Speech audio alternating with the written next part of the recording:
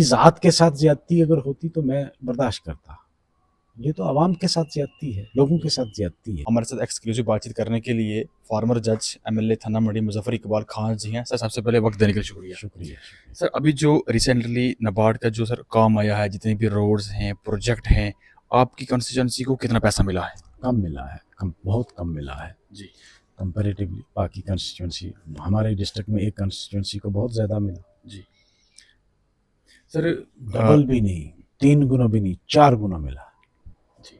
Sir, जितने भी MLA हैं, सबसे पहले मैंने कल आपकी एक वीडियो देखी जिसमें आप स्ट्रेस में थे, क्योंकि स्ट्रेस इस चीज़ का था, उन लोगों को क्या जवाब देना है। आपकी एरिया में बहुत सारी रोडें पेंडिंग हैं, बहुत सारे ब्रिज जो है जिनकी रिक्वायरमेंट है, आपको जो है वो चीज़ें नहीं मिली हैं।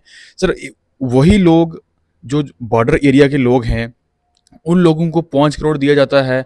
दूसरी तरफ भी ठीक है, अगर आपको 20 करोड़ दिया जाता, एक तरफ एक कॉन्स्टिट्यूंसी को 30 करोड़ दे रहे हैं और एक कॉन्स्टिट्यूंसी को 5 करोड़। क्या यही इंसाफ किया जा रहा है इन उसी लोगों के के? खिलाफ तो मैंने बात की, उसी का मैंने कहा कि ये नाइंसाफ़ी है, ये बर्दाश्त से बाहर है। अब देखते हैं सरकार क्या करती है इसमें। मिलेंगे हम, डिप्टी सीएम को भी मिलूंगा मैं, और सीएम साहब को भी मिलूंगा कि भाई अगर यही हालत है हमारी तो हमें बता दो। हम लोगों को कहेंगे कि भाई हम इंसाफ नहीं ले पाए। तो कुछ चलो, मैं मिलकर बात करूंगा। सर, जितने भी लोग इस वक्त आपको देख रहे हैं, बहुत सारे डिमांडें हैं, काफ़ी सारे लोग आपसे मिलते हैं, लोग बोलते हैं कि इंसाफ क्या। सर, एमएलएस को अलग अलग फंड्स होते हैं या निबार्ड के जहाँ पे ज़्यादा रिक्वायरमेंट होती है? आपकी एरिया में रजौरी से अगर मैं मंजाकोट की बात करूँ, सबसे बैकवर्ड एरिया तो ये वाला है। इस एरिया में तो कभी डेवलपमेंट हमें देखने को मिली ही नहीं है। क्या लगता है इस एरिया को इग्नोर क्यों किया गया? देखिए, रोड्स की अगर ज़रूरत के हिसाब से देखा जाए तो दूर दराज का जो इलाका है, जिस तरह मंजाकोट हो गया, बकौरी हो गया, गमीर मुगलों हो गया, आपका थाना मंडी का दूर दराज का इलाका है, तरहाल में पीछे में देखा बहुत दूर दराज का इलाका, और बहुत रोडों की ज़रूरत है। जी। अब जितने तुम्हारे वसाइल हैं उसको तो इक्विटेबल डिस्ट्रीब्यूट करना चाहिए था ना, जी। उसको बराबर तकसीम करना चाहिए था, वो नहीं हुआ। उसके खिलाफ हमें, जाहिर सी बात है भाई, जब इंसान के साथ ज्यादती होती है तो उसको तकलीफ होती है। मेरी ज़ात के साथ ज्यादती अगर होती तो मैं बर्दाश्त करता। ये तो आवाम के साथ ज्यादती है, लोगों के साथ ज्यादती है, और उसके खिलाफ मैंने तो कहा है कि भाई मैं तो इसके खिलाफ आवाज़ उठाऊंगा। दूसरी जो बड़ी अहम एक मसला था, मैंने असेंबली में भी उठाया था, लेकिन किसी ने उसकी तरफ कान नहीं धरे, कि रजौरी में जितने भी क्रशर थे और विटामिन के जो प्लांट्स थे वो बंद पड़े हैं। मार्च में ये बंद किए गए। मुझे समझ नहीं आई कि मार्च में बंद करने का क्या मकसद था, और हमारा पैसा लैप्स हुआ। हमारा सिटी टाउन का पैसा, रोड्स को रिपेयर करना था, ब्लैक टॉप करना था, कहीं कोई प्लांट नहीं चल रहा था, ठेकेदार भाग गए। हमारी बिल्डिंग, स्कूल के बच्चे परेशान हैं, बिल्डिंग्स नहीं बनी क्योंकि मटेरियल नहीं है, ठेकेदार को बहाना मिल गया। और आज भी, आज की डेट में भी रजौरी में आपको मटेरियल नहीं है।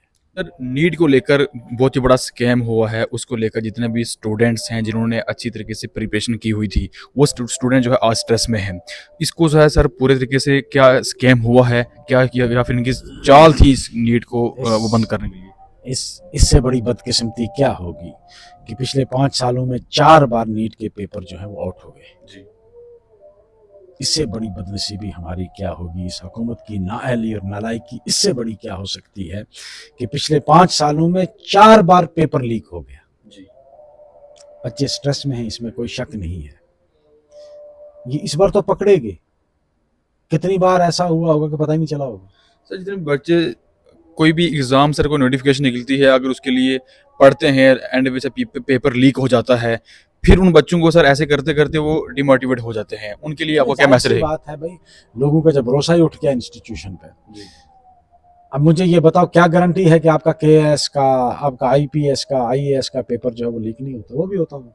जी। लोगों का भरोसा उठ सर, गया। नया मंजाकोट के लिए आपने क्या डिमांड की है और क्या होने वाला है? अरे यार, बहुत डिमांड्स की हैं। अब डिमांड्स कितनी फुलफिल होती हैं, मैंने तो कोई कसर छोड़ी नहीं है। बाकी मेरा काम है, मैं एक ये समझ लो कि अनथक मजदूर हूँ लोगों के लिए, मैं मजदूरी पे लगा हूँ, लोगों की लड़ाई लड़ता रहूँगा, मुझे अपना चाहे नुकसान उठाना पड़े, मुझे उसकी कोई परवाह नहीं। सर कहीं ऐसा तो नहीं है आप एक इंडिपेंडेंट जीत के यहाँ से गए थे, लोगों ने किसी पार्टी को नहीं देखा, लोगों ने वोट आपको दिए हैं, इस वजह से तो नहीं कि आपको फंड्स वगैरह कम दे रहे हैं? अरे नहीं, मुझको छोड़ो यार, नेशनल कॉन्फ्रेंस वालों को कौन से फंड मिले हैं? मुझसे भी कम मिले हैं, बुदल वाले को, रजौरी वाले को भी मुझसे कम मिले हैं।